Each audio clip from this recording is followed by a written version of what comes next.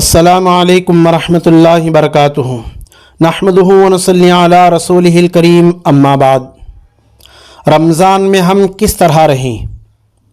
محترم ناظرین، اللہ تبارک و تعالیٰ نے قرآن کے اندر رسول اقدس صلی اللہ علیہ وسلم نے احادیث شریفہ میں ہمیں یہ ہدایات دیے ہیں کہ ہم رمضان کس طرح گزاریں۔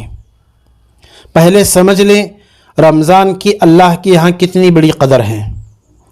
مسند احمد میں حضرت واصلہ بن الاسقا رضی اللہ تعالیٰ عنہ کی روایت ہے، رسول اللہ صلی اللہ علیہ وسلم فرماتے ہیں حضرت ابراہیم علیہ السلام کے صحیفے رمضان کی پہلی تاریخ میں نازل ہوئے، تورات 6 رمضان میں، انجیل 13 رمضان میں، قرآن مجید 24 رمضان میں نازل ہوا۔ حضرت جابر رضی اللہ عنہ کی روایت میں یہ بھی ہے، زبور 12 رمضان میں، انجیل 18 رمضان میں نازل ہوئی۔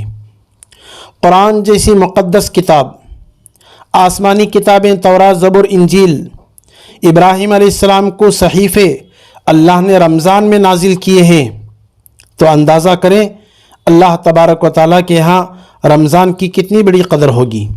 قرآن میں اللہ پاک کہتے ہیں بسم اللہ الرحمن الرحیم، شہر رمضان الذی انزل فیہ القرآن، یہ وہ مبارک مہینہ ہے جس مہینے میں قرآن پاک کو نازل کیا گیا۔ آسمان دنیا پر پورا کا پورا قرآن لوح محفوظ سے ایک مرتبہ رمضان کی ایک رات میں نازل ہوا، وہاں سے تھوڑا تھوڑا کر کے 23 سال کے عرصے میں رسول اللہ صلی اللہ علیہ وسلم پر قرآن کا نزول ہوتا رہا۔ اس مہینے کی خصوصیات کے تعلق سے بخاری مسلم کی روایت ہے، ابو ہریرہ رضی اللہ عنہ فرماتے ہیں نبی علیہ السلام نے ارشاد فرمایا، جب رمضان آتا ہے تو جنت کے دروازے کھول دیے جاتے ہیں، دوزخ کے دروازے بند کر دیے جاتے ہیں، شیاطین جکڑ دیے جاتے ہیں۔ رمضان جب آتا ہے تو نیک لوگ اللہ کی اطاعت میں، عبادات میں مصروف و مشغول ہو جاتے ہیں۔ رمضان میں دن کے اوقات میں قرآن مجید کی تلاوت کرتے ہیں، ذکر و اذکار میں لگے رہتے ہیں، راتوں کا بڑا حصہ تراویح میں، تہجد، دعا، استغفار میں بسر کرتے ہیں۔ ان نیک اعمال کا نتیجہ یہ ہوتا ہے کہ عام دنوں میں جو گناہ انسان سے ہوتے تھے ان میں کمی آ جاتی ہے، یا تو بالکل ہی گناہ نہیں ہوتے۔ بندوں کے ان نورانی اعمال کو دیکھ کر اللہ کی رحمت جوش میں آتی ہے۔ مخلص اور سعادت مند ایمان والوں کے لیے اللہ پاک جنت کے دروازے کھول دیتے ہیں، جہنم کے دروازے ان پر بند کر دیتے ہیں۔ شیاطین ان کو گمراہ کرنے سے عاجز اور بے بس ہو جاتے ہیں۔ جنت کے دروازوں کا کھل جانا، جہنم کے دروازوں کا بند ہو جانا، شیاطین ان کو گمراہ نہیں کر سکتے، ان کو قید میں جکڑ دینا، یہ صرف ایمان والوں سے متعلق ہے جو رمضان کی قدر کرتے ہیں، جو رمضان میں بھلائی کی طرف دوڑتے ہیں۔ رمضان کی رحمتوں برکتوں سے جو مستفید ہوتے ہیں ان لوگوں کے واسطے ہیں۔ جو لوگ رمضان کی قدر نہیں کرتے ان کی محرومی کے سوا اور کیا کہا جا سکتا ہے۔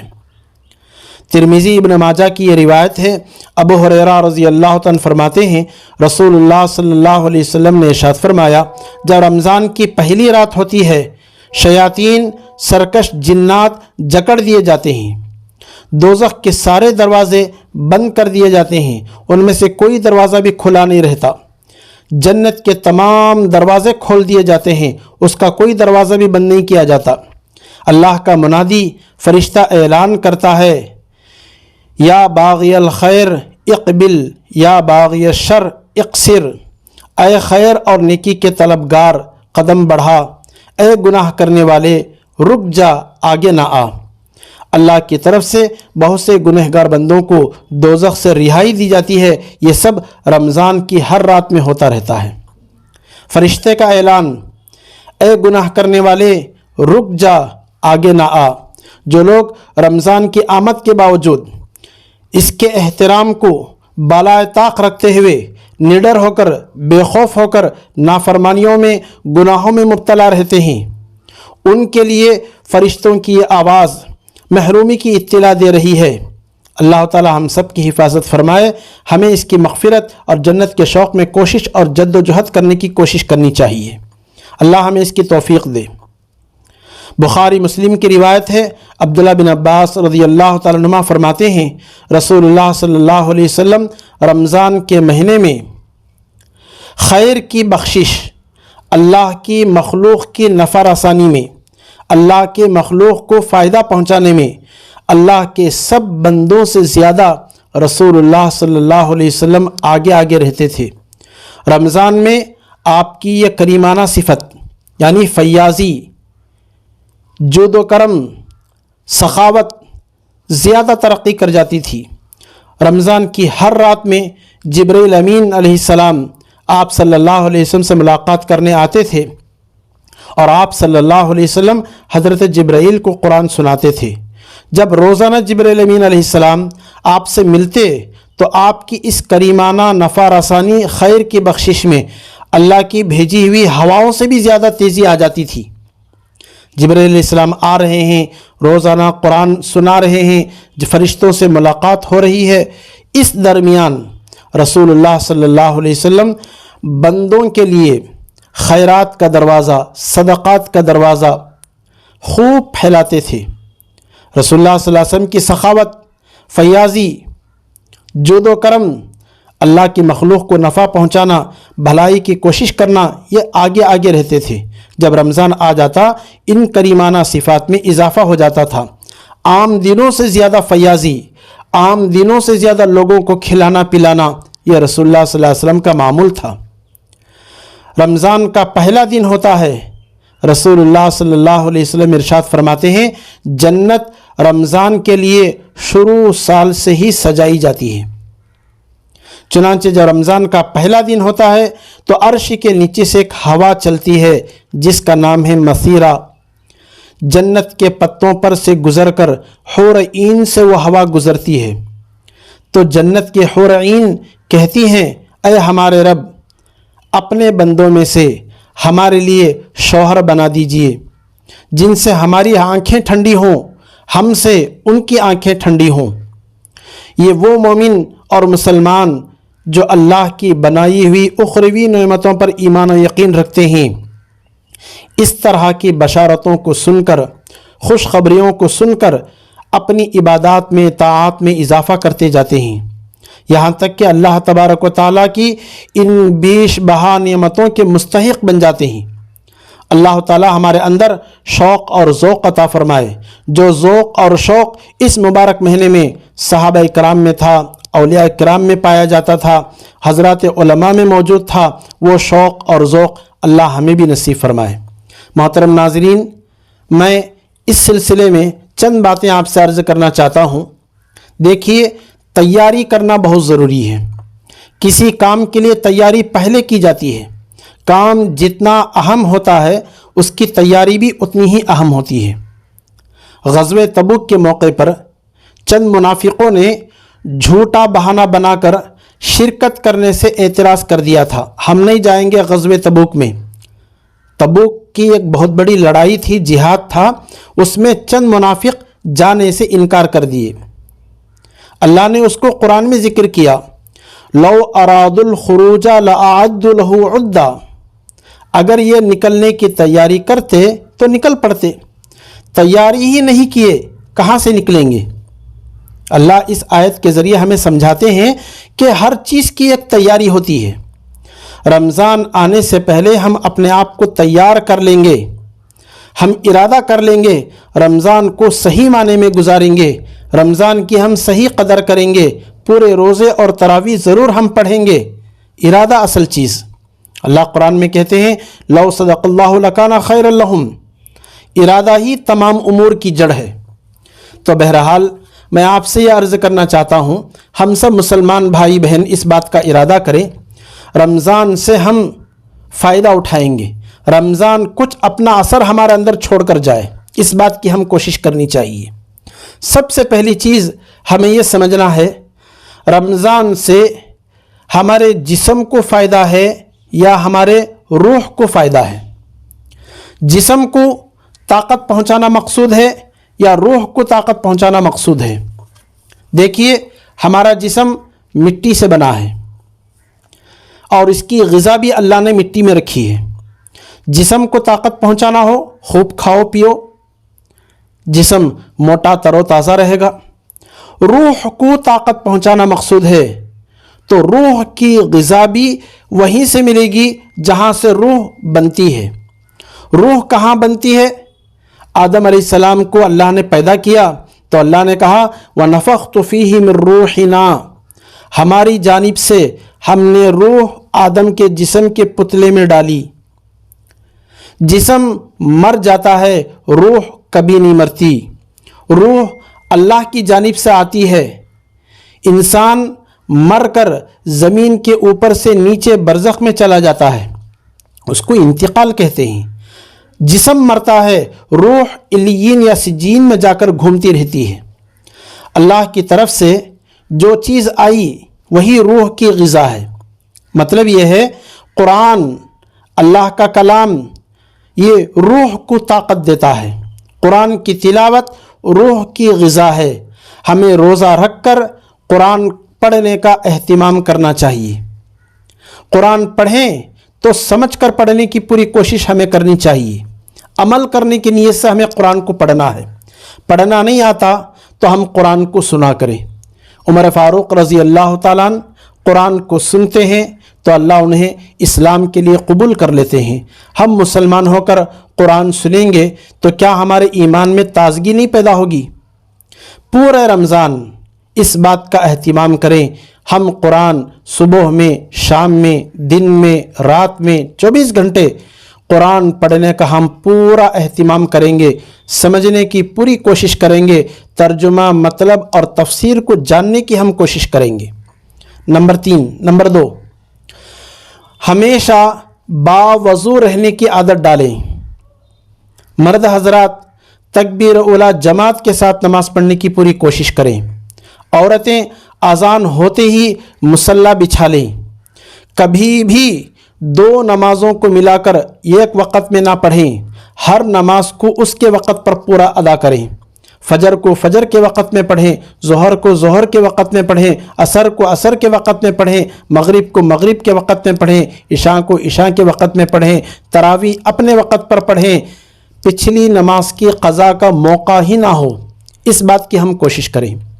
नंबर 3, रोज़ा रख कर ज़िक्रुल्लाह का एहतिमाम करें।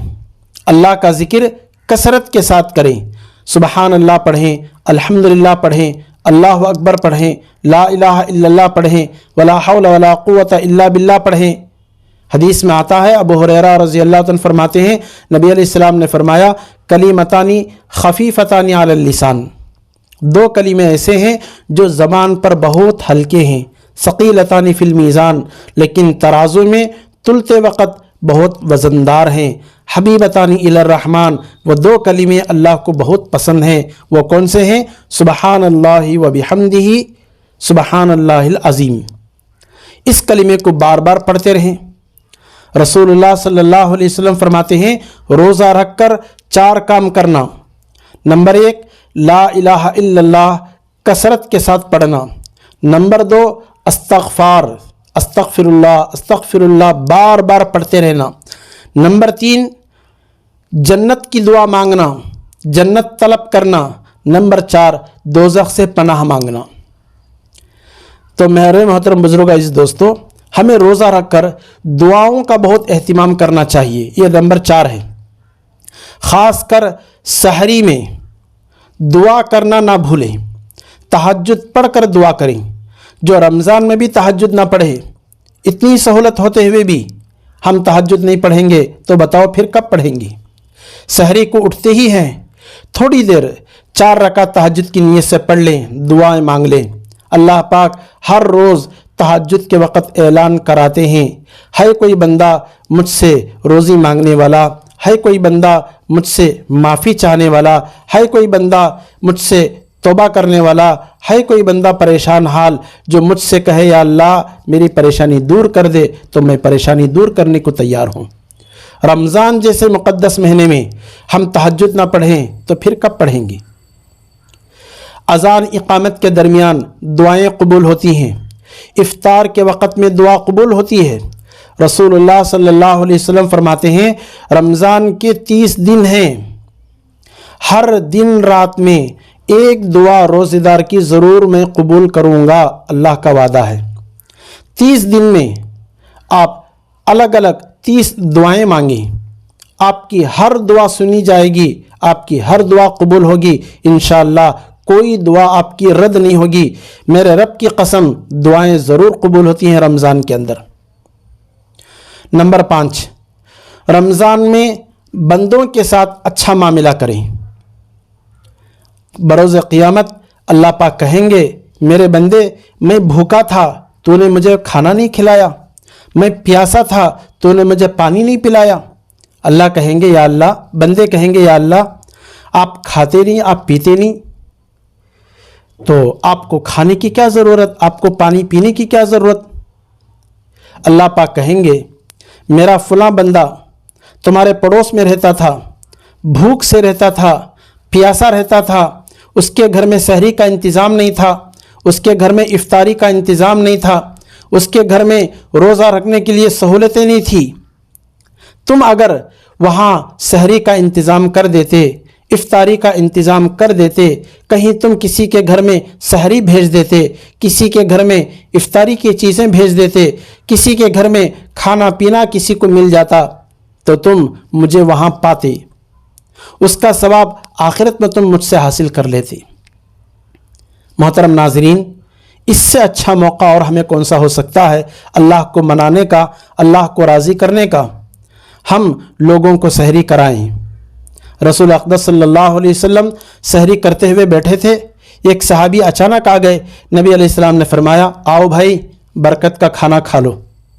نبی علیہ السلام اپنے دسترخوان سے کسی کو بغیر کھائے جانے نہیں دیتے تھے۔ سحری کے کھانے کو برکت کا کھانا کہتے تھے۔ ہم افطاری کرتے ہیں، حلال چیزوں سے افطار کریں، ایک دوسرے کو حلال چیزیں افطار میں دیں۔ ایک لسی کا ایک گھونٹ پانی ہم کسی کو پلائیں گے، ایک کھجور کا ٹکڑا اگر ہم کسی کو افطار میں دیں گے، اللہ پاک روزے دار کے مانند پورا ثواب ہمیں دے گا۔ یہ نیکیاں کمانے کا سیزن ہے، آخرت بنانے کا سیزن ہے، اللہ کو منانے کا موقع ہے۔ اس رمضان میں ہم ایک دوسرے کو کھلائیں گے، ایک دوسرے کو پلائیں گے، ایک دوسرے کو پہنائیں گے، ایک دوسرے کے وقت پر کام آئیں گے، ہر ایک کی ہم مدد کریں گے۔ کوئی مسلمان ہمارے پڑوس میں، ہمارے محلے میں بھوکا نہ رہے، اس بات کی ہم کوشش کریں۔ ویسے اللہ تبارک و تعالی رمضان میں مومن کا رزق بڑھا دیتے ہیں، ہر گھر میں سہولتیں ہو جاتی ہیں، پھر بھی ہماری کوشش یہ ہو کہ ہمارے گھر سے کچھ نہ کچھ سحری افطاری کے چیزیں پڑوس کے گھر میں جائیں، اس بات کی ہمیں پوری کوشش کرنی چاہیے۔ نمبر 6، رمضان میں ہم اپنے مالوں کی زکوٰۃ حساب کر کے نکالیں گے، اندازے سے نہیں نکالیں گے۔ نمبر 7، فطرہ ہم ضرور دیں گے تاکہ ہمارے روزے پاک ہو جائیں، عید کی خوشیاں سب کو مل جائیں۔ نمبر 8، ہم اعتکاف میں ضرور بیٹھیں گے۔ اعتکاف مرد حضرات بھی آخر عشرے میں ضرور بیٹھیں گے، عورتیں اپنے گھروں میں ضرور بیٹھیں گے۔ ارادہ ابھی سے کریں، ہم ضرور پورے 10 دنوں کا اعتکاف، سنت اعتکاف ادا کریں گے۔ شب قدر جو 1000 مہینوں سے بڑھ کر ہے، جس شب قدر کے اندر ہماری اور آپ کی قسمت کا فیصلہ ہوتا ہے، موت و حیات کا فیصلہ ہوتا ہے، عزت و ذلت کا فیصلہ ہوتا ہے، نفع نقصان کا فیصلہ ہوتا ہے، کون کب کہاں کس حالت میں مرے گا، کون پیدا ہوگا، کون حج کرے گا، کون عمرہ کرے گا، کس کی شادی ہوگی، کس کی شادی نہیں ہوگی، کس کے دن ختم ہو جائیں گے، کس کے دن میں اضافہ ہوگا۔ ناظرین، قسمت کے فیصلے، تقدیر کے فیصلے شب قدر میں ہوتے ہیں، فرشتوں کے ہاتھوں میں لسٹ تھما دی جاتی ہے۔ ہم کیا نہیں چاہتے ہم شب قدر میں اللہ کی عبادت کریں، اللہ کو منائیں، اللہ ہم سے راضی ہو، ہماری زندگی اچھی کرے، ہمارے بچوں کی قسمت کو اللہ چمکائے، ہمارا گھرانہ خوشحال رہے، ہمارا خاندان آباد رہے۔ کیا ہم نہیں چاہتے؟ ارادہ ابھی سے کریں۔ رمضان کے آخر عشرے کا پورے 10 دنوں کا اعتکاف، مرد حضرات بھی بیٹھیں گے مسجدوں کے اندر، عورتیں بھی بیٹھیں گی اپنے گھروں کے اندر۔ سحری افطاری پابندی سے کریں، بغیر سحر کیے روزہ نہ رکھیں۔ افطاری میں حلال چیزیں ہی استعمال کریں گے، حرام چیزوں کا بالکل استعمال نہ کریں۔ रसूलुल्लाह सल्लल्लाहु अलैहि वसल्लम फरमाते हैं, क़द अज़ुल्लुकुम शहरुन अज़ीमुन मुबारकुन, बैहक़ी की ये रिवायत, बहुत बड़ा महीना तुम्हारे सामने आने वाला है, बहुत बड़ा मुबारक महीना अपनी बरकतों के साथ, रहमतों के साथ, मग़फ़िरत के वादों के साथ तुम्हारे सामने मेहमान बनकर आ रहा है। हम इसकी कदर करने वाले बने। रसूलुल्लाह सल्लल्लाहु अलैहि वसल्लम फरमाते हैं, अताकुम रमज़ान शहर बरकतिन युग़शाकुमुल्लाहु फ़ी, रमज़ान तुम्हारे सामने आ रहा है, बरकत वाला महीना है, अल्लाह पूरी तवज्जो तुम पर डालते हैं। फ़युनज़्ज़िलुर रहमता, रमज़ान के महीने में रहमतें नाजिल होती हैं। व युहत्तुल ख़ताया, रमज़ान के महीने में लोगों के गुनाह माफ़ होते हैं। व यस्तजीबु फ़ीहि दुआ, रमज़ान के महीने में दुआएं कबूल होती हैं। फ़यंज़ुरुल्लाहु ताला इला तनाफ़ुसिकुम फ़ी, अल्लाह तुम्हारे दिलों को देखते हैं, कौन इखलास से करता है, कौन दिखावे के लिए करता है। अल्लाह के लिए इखलास के साथ हर अमल को करने वाले बने। हम किसी को एक पानी घूंट पिलाते हैं इखलास के साथ, एक खजूर हम किसी को देते हैं इखलास के साथ। अम्मा जान आयशा रज़ी अल्लाह ताला अन्हा अपने भांजे हज़रत ज़ुबैर को बुलाते हैं और कहते हैं, बेटा ये पैसा ले जाना, फ़लाँ घर में जाकर, एक बड़े मियाँ रहते हैं, उनके तकिए के बाजू में रख कर आ जाना, दुआ की दरख्वास्त तक नहीं करना, किसने भेजा है ये तक नहीं बताना। हज़रत ज़ुबैर रज़ी अल्लाह ताला अन्हु वो चीज़ लेकर जाते हैं, जिस जगह पहुंचानी थी वहाँ पहुंचा कर आ जाते हैं। फिर अपनी खाला से पूछते हैं, खाला तुम मुझे ये बता, तो ऐसा क्यों कह रही थी, नाम तक नहीं बताना, दुआ की दरख्वास्त तक नहीं करना। हम उनसे दुआ ले लेते, दुआ हमें मिलेगी, नाम बता देते, वो दुआ हमें करेंगे, नीयत तो अच्छी है हमारी। हज़रत आयशा रज़ी अल्लाह ताला अन्हा ने फरमाया, ज़ुबैर हम अल्लाह को राज़ी करने के लिए ये काम कर रहे हैं, लोगों को दिखाने के लिए नहीं, अपनी शोहरत के लिए नहीं, अपना नाम बताने के लिए, जिताने के लिए नहीं। मैंने ऐसा किया, मैंने इतने लोगों के लिए सहरे का इंतज़ाम किया, मैंने इफ्तारी में इतने पैसे दिए, इतना मैंने खाना खिलाया, इतना मैंने लोगों को पिलाया, इतना मैंने लोगों को पहनाया। लोगों को बताना मकसूद नहीं, अल्लाह को राज़ी करना हमारा मकसूद है। दुआ तक नहीं लेना, इस वजह से हम किसी से दुआ की दरख्वास्त करेंगे, भाई ये खाना खा लो, हमारे लिए दुआ कर दो, भाई ये कपड़ा पहन लो, हमारे लिए दुआ कर दो, ये पैसे रख लो, हमारे लिए दुआ कर दो। अगर हम ऐसा कहेंगे, उसका बदला तो दुआ हमें मिल गया, आखिरत में हमें क्या बदला मिलेगा। हम तो बदला अल्लाह से लेना चाहते हैं, बंदों से नहीं। बंदे दुआ देंगे वो थोड़ी सी होगी, अल्लाह देंगे, अल्लाह के ख़जाने में किसी चीज़ की कमी नहीं। अल्लाह राज़ी हो जाएंगे, हमें बस यही काफ़ी है। हमारा मकसद अल्लाह को राज़ी करना हो। हम सहरी कराएं, हम इफ्तारी कराएं, हम लोगों के वक़्त पर काम आएं, उनकी ज़रूरतों को हम पूरी करें, सिर्फ़ अल्लाह को राज़ी करने के लिए। नाम तक हरगिज़ नहीं बताना, कौन कब किसकी तरफ से कर रहा है किसी को पता नहीं चलना। इस तरीक़े से हमें खैरात करना है।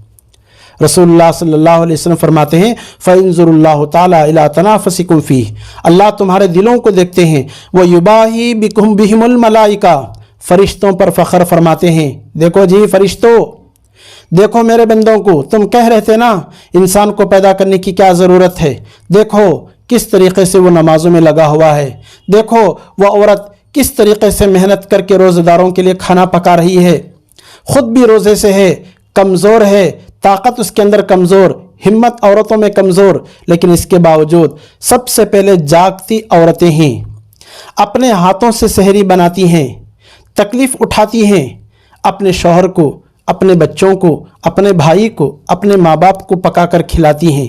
मोहतरम नाज़रीन, मैं ख़वातीन हज़रात से कहता हूँ कि आप रमज़ान में सहरी बनाकर अपने बच्चों को खिलाना अपनी किस्मत समझें, अपने शौहर को पकाकर खिलाना अपने लिए यह किस्मत समझें। ये खिदमत का मुझे मौका मिला है, इससे जी ना चुराएं, इससे पीछे ना हटें, हिम्मत ना हारें। औरतें बिस्मिल्लाह बोलकर जो पकाती हैं, औरतें सर पे पल्लू ओढ़कर जो पकाती हैं, عورتیں ہاتھ دھو کر وضو کے ساتھ رہ کر جو پکاتی ہیں، اس کھانے میں جو برکت ہے، خدا کی قسم ہوٹل کے کھانوں میں وہ برکت نہیں، فنکشن کے کھانوں میں وہ برکت نہیں، ہندوؤں کے پکائے ہوئے کھانے میں وہ برکت نہیں۔ جو ہماری عورتیں روزہ رکھ کر، قرآن پڑھ کر، بسم اللہ پڑھ کر اللہ کو راضی کرتے ہوئے اپنے شوہر کو اپنے ہاتھوں سے کھلاتی ہیں، اس میں جو برکت ہے وہ کسی چیز میں برکت نہیں۔